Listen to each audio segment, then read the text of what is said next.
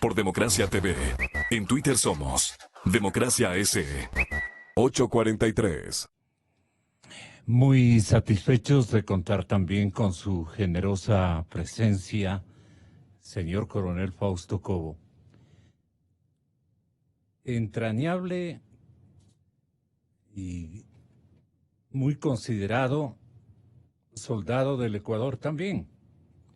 Ha sido nuestro representante andino ante el Concierto de Naciones Vecinas y consiguientemente tiene conocimiento de los escenarios militares y civiles de la región, especialmente de los vecinos del norte. La vecindad del norte le ha dado a Fausto Cobo la oportunidad de visualizar de una manera profunda y abierta los linderos de la actividad política y de la actividad militar de nuestras dos naciones, hermanadas lamentablemente también por circunstancias muy complicadas. El compañero Arturo Torres, el periodista Arturo Torres, a quien saludamos a la distancia y le felicitamos por su Código Vidrio, una plataforma extremadamente grande, interesante, virtuosa, con todas las características de una investigación fundamentada en el área, en la fuente, en el escenario donde se producen un sinnúmero de acontecimientos que, con vocación democrática, pero más periodística, Arturo Torres nos está reportando en su última indagación que 7 militares activos, esto es producto de una investigación de Código Vidrio, damos un cálido aplauso y felicitación a este trabajo periodístico. 7 militares activos, dice, y un funcionario del Ministerio de la Defensa eran los principales eslabones de la cadena que servía para abastecer de armamento, municiones y explosivos al grupo de Huacho, al que sembró terror en la frontera norte desde el mes de enero pasado. Varias unidades de la policía encabezonaron las operaciones reservadas con la Fiscalía y allanaron 7 dependencias militares, incluida la Comandancia General del Ejército. Arturo Torres, era un secreto a voces, dice él, que tomó cuerpo en julio de este año a partir del revelador testimonio de un disidente de la organización narcoterrorista de Huacho. La red de abastecimiento de armas del Frente Oliver Sinisterra se aprovisionaba del arsenal de Fuerzas Armadas ecuatorianas a través de la colaboración de uniformados de nuestro país, tanto policías como militares y civiles, incluido un funcionario del mismísimo Ministerio de la Defensa. Párrafos a continuación dice que la investigación estuvo a cargo de varias unidades policiales y puso bajo la lupa de inteligencia a militares en servicio activo y pasivo. Los resultados fueron expuestos este miércoles por la ministra María Paula Romo. 7 militares en servicio activo y un funcionario civil del Ministerio de la Defensa fueron detenidos en Operación Camaleón. Además, 6 civiles que apoyaban al Frente Delictivo de Huacho. Fausto, mi coronel, usted siempre ha sido un vigilante del desarrollo de actividades de su institución tan querida por usted y tan querida por todos los ecuatorianos. ¿Cómo le ha parecido este episodio, mi coronel? Muy buenos días. Buenos días, bienvenido. muchas gracias. Siempre agradecido por la oportunidad de dar nuestras opiniones, sobre todo en los temas de seguridad de nuestro querido país. El día de hoy tenemos emociones encontradas.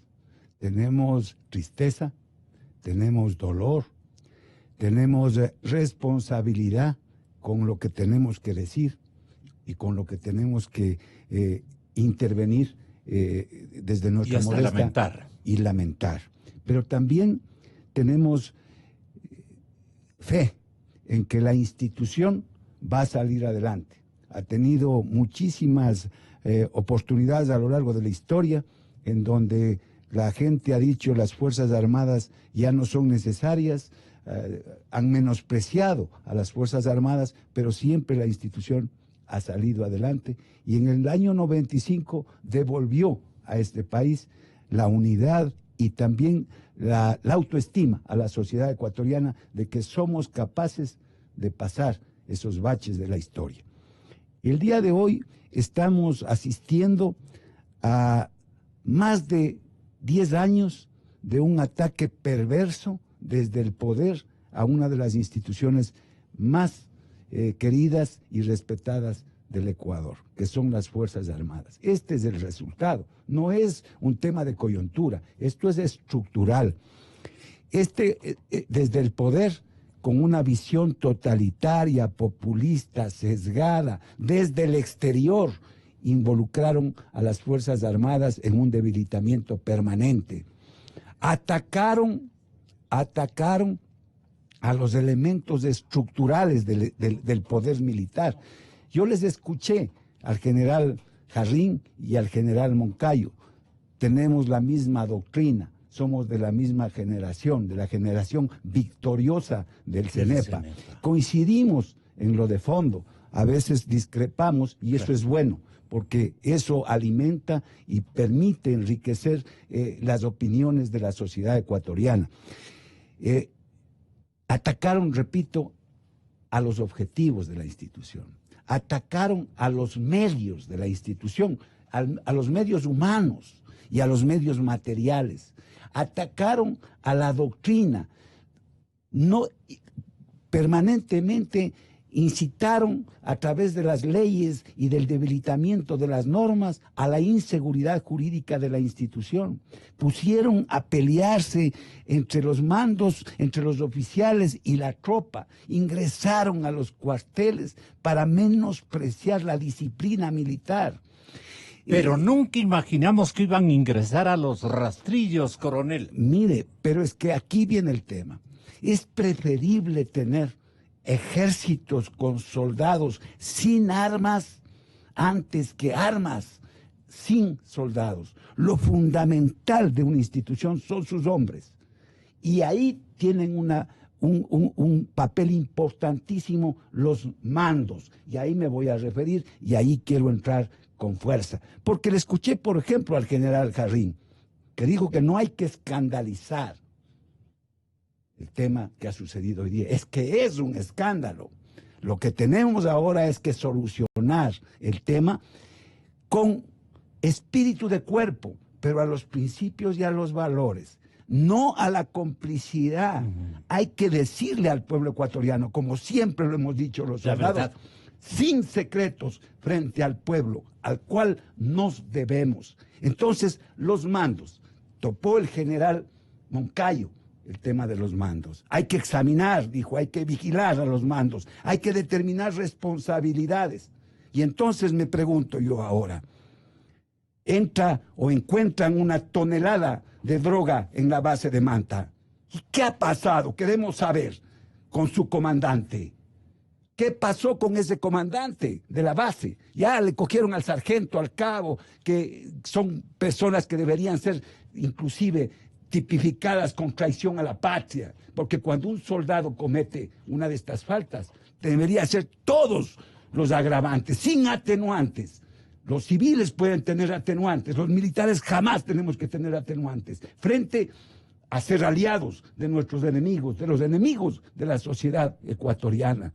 Por eso queremos saber qué ha pasado con los comandantes. Por ejemplo, el tema de ahora, han dicho, no son armas, todavía está noticia en desarrollo. Son solamente municiones. No, son municiones. Malditos los soldados que apuntan con sus armas a su propio pueblo. Ya lo dijo el general Moncayo. Jamás los soldados podemos apuntar con nuestra arma al pueblo ecuatoriano. Pero al vender munición A los enemigos. a los enemigos, entonces estamos apuntando con nuestra propia arma a los civiles y a los militares ecuatorianos. Y eso es traición a la patria. No puede haber mano blanda. No puede haber espíritu de cuerpo, entre comillas, para taparse el tema de lo que ha pasado. ¿Qué ha pasado en los rastrillos? Los sargentos, los cabos encargados de las bodegas. Pero ¿y los comandantes? ¿Y los comandantes, pregunto yo? Han pasado revista diariamente, pasando un día, como era antes, con mística a las 5 o 6 de la mañana, todo el mundo con su munición, con su fusil, listos, alistados para defender a la patria. ¿Ha pasado eso? No ha pasado. Entonces, yo me topaba el otro día con el coronel, amigo mío y compañero de promoción, el coronel Luis Hernández, y le pregunté, negro, ¿qué harías tú si en la unidad que tú comandas encuentran 1 tonelada de droga? Él me dijo, mira hermano, no sabría qué hacer, si suicidarme o coger mi sable, irme a presentar y salir de la institución, porque no cumplí con el deber. Porque cuando uno llega a una unidad, lo primero que pregunta es, ¿quién es el comandante? Cuando ve el estandarte de la unidad flameando, los soldados bien puestos con su uniforme, cumpliendo, dice, aquí está un buen comandante. Pero si ve destruida la unidad, destruidos los principios y valores, entonces nos preguntamos qué está pasando. Y eso es el resultado de 11 años del Correato. ¿O acaso nos olvidamos de esos ministros de defensa que nos impusieron a la institución? Yo mismo salí con un rótulo clausurado y puse clausurado el Ministerio de Defensa cuando estaba la Vicky mandando a la institución militar. ¡Qué vergüenza! Con directrices del Foro de Sao Paulo. ¿Y qué decía el mando en ese entonces? ¿Qué decían los generales, los almirantes? Silencio. Por acción o por omisión, tienen responsabilidad de este debilitamiento institucional. Yo me alegro del general Jarrín. No comparto a veces los criterios, no de fondo, sino los criterios de cómo hacer tal o cual tema, pero en la doctrina comparto con él. Él dice, tengo la responsabilidad de reinstitucionalizar. ¿Qué quiere decir eso? Que los valores y los factores preponderantes del poder militar estaban desinstitucionalizados.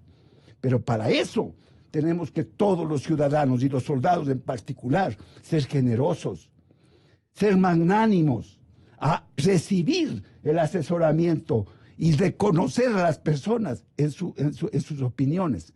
Yo aquí, en este medio de comunicación, hace 6 años, aquí busquen los archivos, fui el que propuso y luché siempre en la oposición del Correato. No es que a media tinta, no, en oposición al Correato. Enérgicamente. Enfrentándome, a veces solo, en la Asamblea Nacional, por ejemplo, en el tema de los DRUP, por ejemplo, en la lucha de defensa en contra de la ley de comunicación. Nos consta. Solo, a veces. Y entonces he planteado la necesidad del código de seguridad integral del país, en donde estén en libros, transversalmente interrelacionados los componentes de esa ley que le dé, ese código que le dé seguridad jurídica a nuestros soldados y a los mandos para que puedan sancionar, para que puedan corregir, para que puedan controlar, para que puedan mandar, porque la autoridad no solamente es legal, es legítima. Entonces tienen que dar ejemplo. Si es que en mi unidad se cometió un error, un delito como este, lo menos que pueden hacer es pedir la baja, por decencia, para dar una demostración de lo que somos los soldados, defendiendo nuestro uniforme y el altar de la patria. Solo venciéndote vencerás, dice en la Escuela Militar Eloy Alfaro. La mística comunicacional también se ha hecho presente, no ha estado solo, coronel, este micrófono y plumas como la de Arturo Torres, investigador incesante de la realidad nacional y especialmente de este género de episodios, ha estado también en permanente vigilia. Este investigador periodístico nos señala en un último estudio de su plataforma Código Vidrio que la investigación ha estado a cargo de varias unidades policiales. Ha puesto bajo la lupa de inteligencia militares en servicio activo y pasivo, y los resultados fueron expuestos, dice él, por la ministra María Paula Romo, como dije hasta hace algunos instantes. Y ocurre, pues, señores oyentes, que 7 militares en servicio activo y un funcionario civil del Ministerio de la Defensa logran ser detenidos en esta operación de nombre Camaleón. 6 civiles que apoyaban al Frente Delictivo de Huacho también han sido detenidos. Yo quiero que tenga la bondad, Arturo, de referirle al auditorio que le agradece por su trabajo periodístico y a este medio intermediario para que tenga la bondad usted también de traslucir lo que ha logrado recopilar en esta investigación que amerita un gran premio de constancia y de virtuosidad periodística. Arturo, bienvenido, muy buenos días. El coronel Cobo y la audiencia de la cadena Democracia estamos para escucharle. Buenos días, Gonzalo, muy amable por sus palabras. Saludos al coronel Cobo y a su amplia audiencia.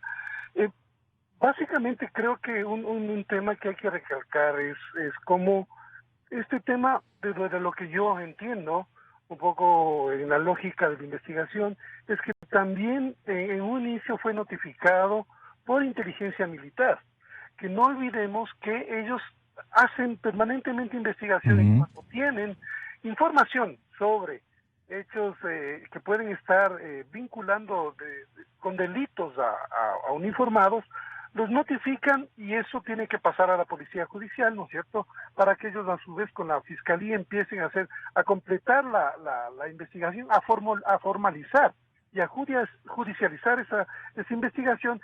Y en esa etapa es que es interesante ver cómo la policía, luego de unos testimonios de disidentes que fueron detenidos, que trabajaban con el Huacho, ellos dan las primeras pistas, ¿no es cierto? Y eso aparece inicialmente como una denuncia, ¿no es cierto?, que no se había corroborado, y empiezan a hacer un seguimiento pormenorizado de esta gente, les hacen seguimientos y escuchas a una persona en particular que está en Esmeraldas, que es Sobeida, ¿no es cierto?, y que era la encargada de un poco de triangular del armamento que llegaba desde algunos puestos y destacamentos hacia Borbón, y de Borbón ese arsenal que es mucha munición, explosivos y armas, pasaba al frente Oliver Sinisterra. O sea, lo que acabamos de ver tenemos por el momento una fotografía. Lo que tenemos que hacer ahora es una radiografía del hecho para conocer desde cuándo este método, este sistema se viene aplicando, porque no es este hecho que ahora todos estamos viendo la magnitud, es reciente, o sea, esto es permanente. No, tampoco hay que dejar de considerar el hecho de que son redes que se instalaron desde la década del 2000 con las FARC. Ecuador siempre ha sido la logística de las FARC, de armamento, de vituallas, de equipos, de todo tipo de aparatos, en fin. Entonces, ¿y de playa de embarque? Está bien, o sea, no olvidemos que los corredores que existen en Ecuador siguen activos, ¿no es cierto?, para sacar droga, para sacar armas, para el tráfico de precursores químicos. Esas redes están intactas, no han cambiado. Básicamente lo que hacen los nuevos grupos que ahora se disputan el control de la droga y del negocio del narcotráfico en Nariño es seguir utilizando esas redes, esos corredores, para sus fines. Entonces no hay que perder de vista que este tema de la vinculación de militares y también de policías a estos hechos de venta de armas concretamente no son aislados, son sistemáticos, siempre se venían capturando a militares vinculados ya sea al narcotráfico, lo que señalaban de la base de Manta, y a otro tipo, y armamentos permanentemente que salían también de rastrillos, o sea, armas ecuatorianas llegaban a la guerrilla y ahora llegan a estos disidentes o narcoterroristas, como ya se los llama. Entonces creo que es importante entender eso para que la investigación que se está llevando adelante pueda realmente alcanzar a toda la red. En la investigación, Arturo, usted no ha llegado a la conclusión, cuidado con esa línea telefónica, ¿no ha llegado usted a la conclusión, Arturo, de que hubo una especie de permisividad, de ingreso incluso a las computadoras que registran el movimiento en la administración o en el control, en el ingreso y en la salida de municiones a los diferentes repartos militares, especialmente de línea de frontera, tanto de municiones como de armamentos? Y si hubo una permisividad de alto nivel, militarmente hablando, o de alta jerarquía, que también se hacía el otro, pues no, se hacían los otros, es una banda mucho más gravitante, a donde un periodismo de investigación como el que usted administra, y a riesgo de todo lo que nos persigue a los periodistas, usted, Arturo, ha tenido la bondad de hacer un ejercicio de indagación en donde le quedan algunas preguntas sin respuesta, o por lo menos usted está sorprendido de que la mafia haya ingresado a casi ofrecerse información directamente desde las instalaciones de la Recoleta, con las computadoras que analizaban todos los movimientos en los rastrillos, porque de lo contrario, en los rastrillos se habría advertido y notado de que desaparecían cosas.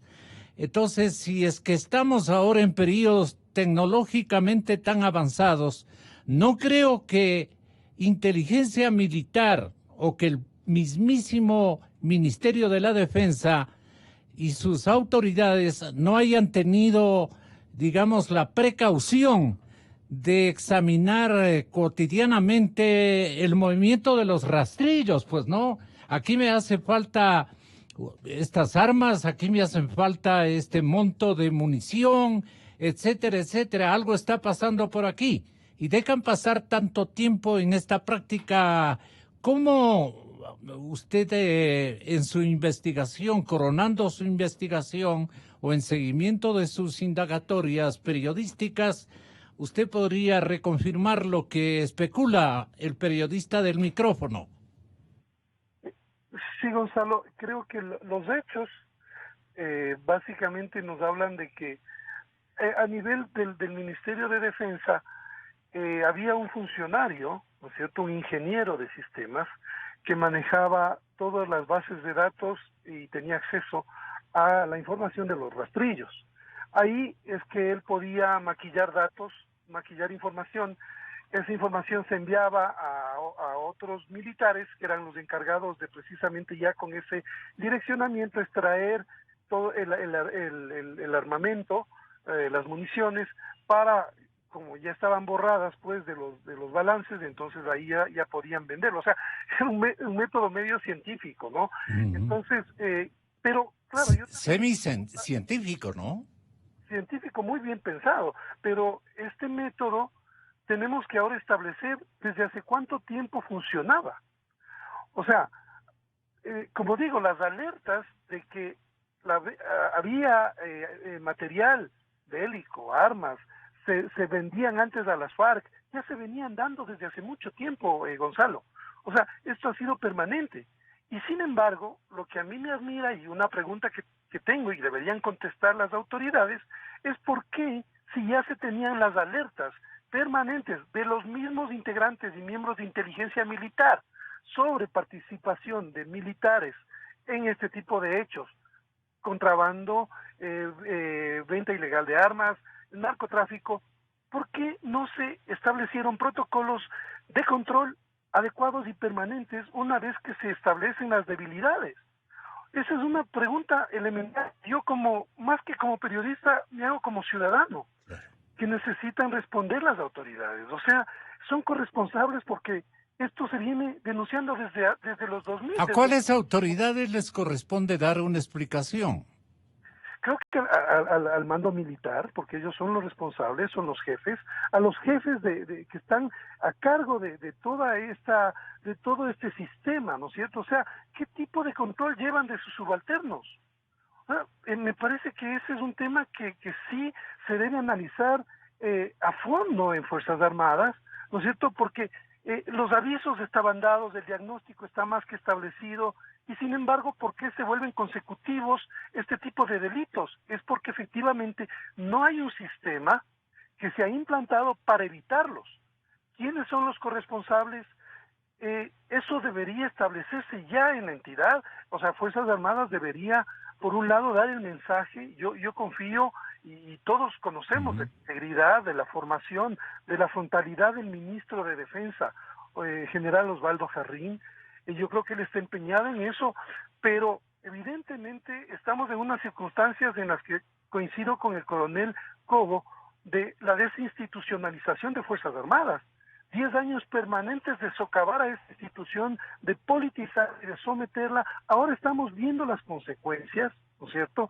Y básicamente tenemos un mando por algunos contactos que he tenido con oficiales, ¿no es cierto?, de diferente rango. No hay mucha confianza en el mando.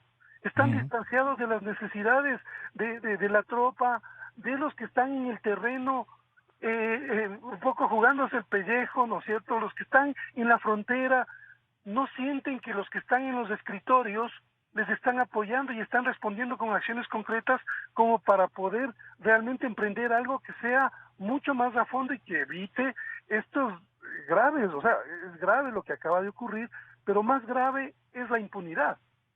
Más grave es lo que se ha dejado de hacer para corregir todos estos problemas que ya se advertían desde hace muchos años. La crónica y la investigación de Arturo menciona lo siguiente, coronel Cobo, que la organización narcoterrorista empezó a sembrar el terror en ambos lados de la frontera. Este ya es un acerto periodístico muy bien definido tras las investigaciones realizadas desde Bogotá para acá, por decirlo de alguna manera, coronel, porque Arturo es periodista, un investigador profundo, y a usted le consta el sinnúmero de circunstancias que él prefiere y escenarios que él prefiere advertirlos, dando la cara, como decimos, o sea, haciendo una investigación in situ. Entonces, la detonación de un coche bomba en el cuartel de policía de San Lorenzo fue el primero de los actos de violencia, describe Arturo. Posteriormente hubo al menos 7 incidentes de magnitud, entre ellos la explosión de un tanque en Mataje que cobró la vida de 4 marinos. El momento más trágico de esta escalada de violencia, anota el investigador periodístico, fue la captura, secuestro y muerte de 3 periodistas del diario El Comercio por parte del grupo de Guacho. Además, 2 civiles. Recordamos los nombres con Arturo: Óscar Velastegui y Katy Velasco. Ellos fueron retenidos en la población de Puerto Rico y asesinados luego de una tortura horrorosa, terrible. Y quiere decir también, mi coronel, que Guacho, esto ya no dice Arturo, pero todos los ecuatorianos imaginamos, ecuatorianos y colombianos, imaginamos, no simplemente imaginamos, que Guacho perfeccionó un mecanismo de fuga. y una estrategia de ocultamiento en territorio colombiano. Todo bien estudiado, el instante incluso que lo hirieron y todo lo demás. Él pudo fugar, pero desde el sur de Colombia hacia el norte de Colombia, no tratando de ubicarse en territorio ecuatoriano ni cosa por el estilo. Entonces, esto estaba sumamente bien estudiado, bien preparado, una estrategia global que manejaba este comandante, aparentemente comandante narcoguerrillero Huacho. Entonces, ¿qué opinión tiene usted de este particular y de la investigación del periodista Torres? En primer lugar, hay que felicitar las investigaciones del periodismo porque es la fuente que permite que los procesos se desarrollen de una manera institucional. Ellos son la alerta, los periodistas, por eso siempre yo he luchado por la libertad de la prensa, por la libertad de opinión, apoyando siempre al periodismo investigativo, porque eso permite, inclusive estando en el gobierno, permite que el Estado tenga una fuente importante para y un corregir, seguimiento seguimiento de los temas. De su eficiencia o ineficiencia. Así es. Y más todavía cuando los sistemas de inteligencia han sido deteriorados, debilitados, porque en estos 11 años el sistema de inteligencia fue destruido en beneficio del Estado ecuatoriano. Lo tomaron para beneficio político, personal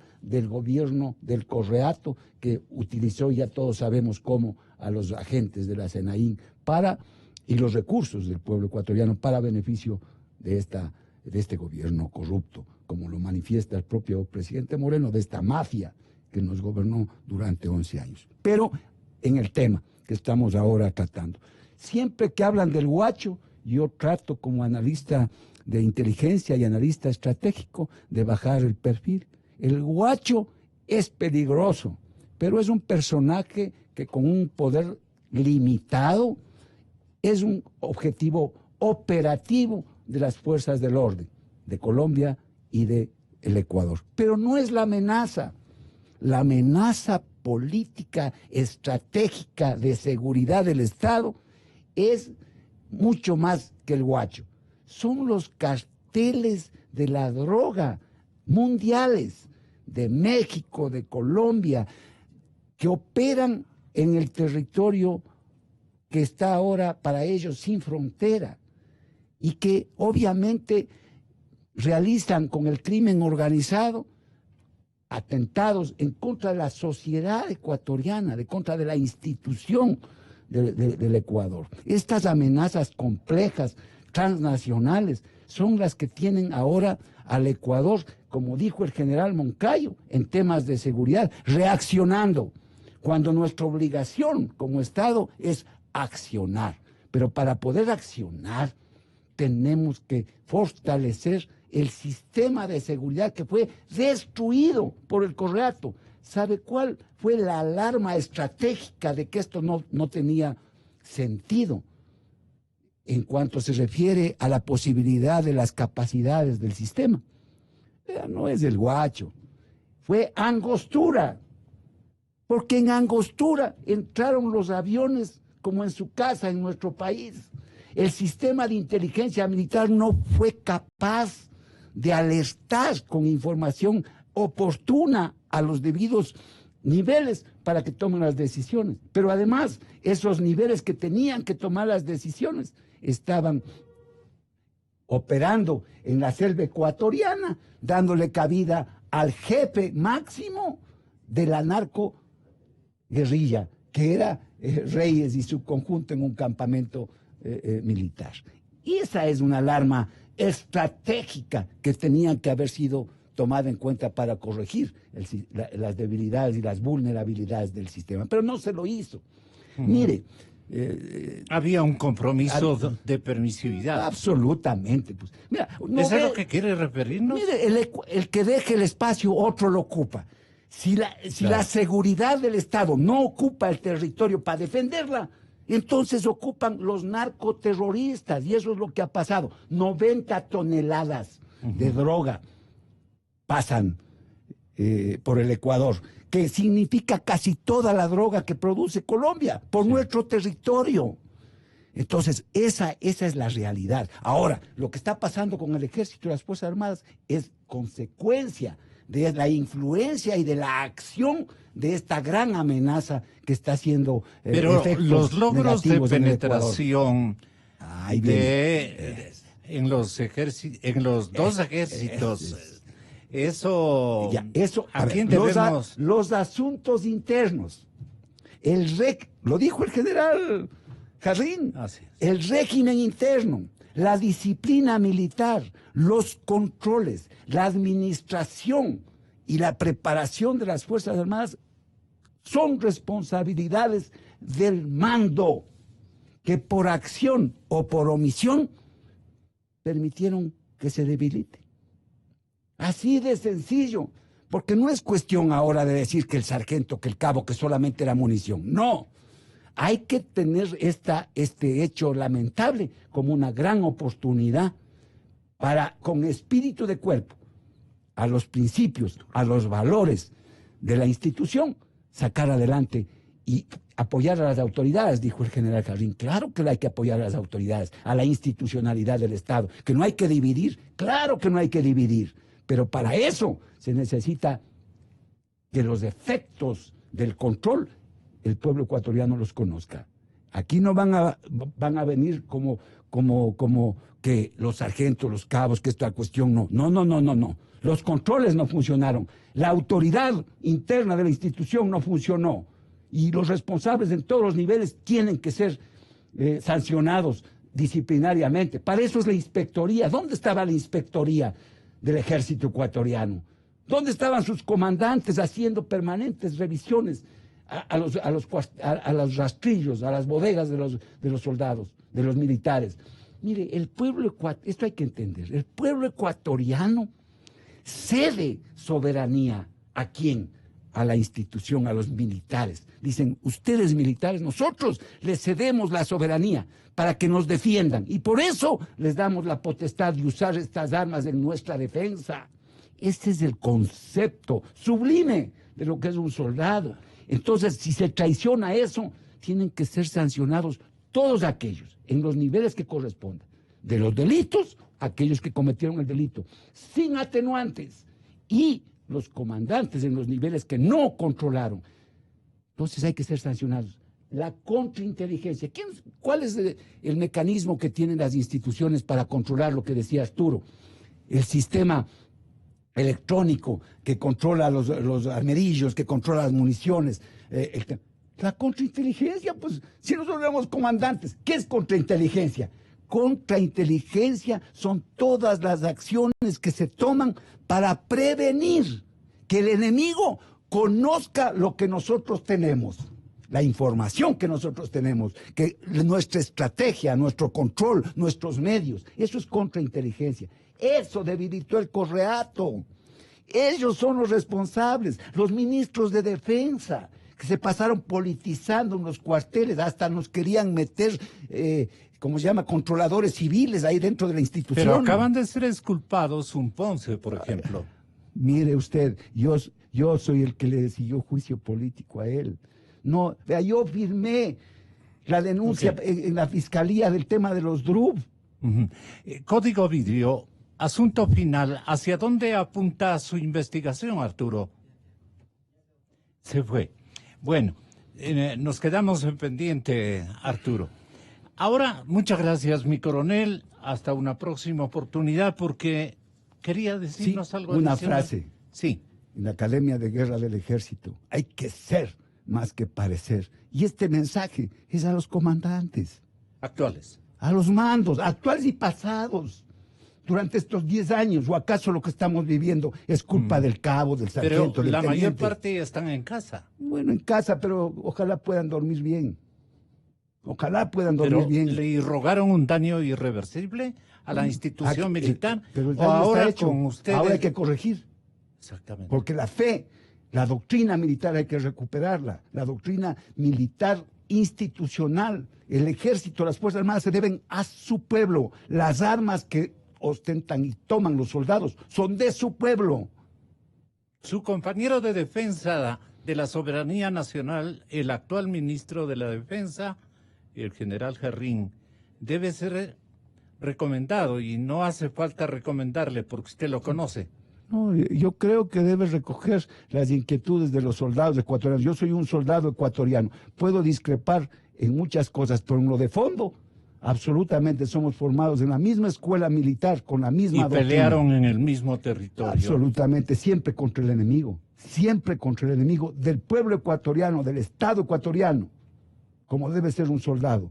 Nuestro uniforme está en el corazón, no en la tela con la cual se confeccionan en las sastrerías, sino que hay que honrarlo. Y para eso hay que reconocer las responsabilidades del mando cuando mandamos.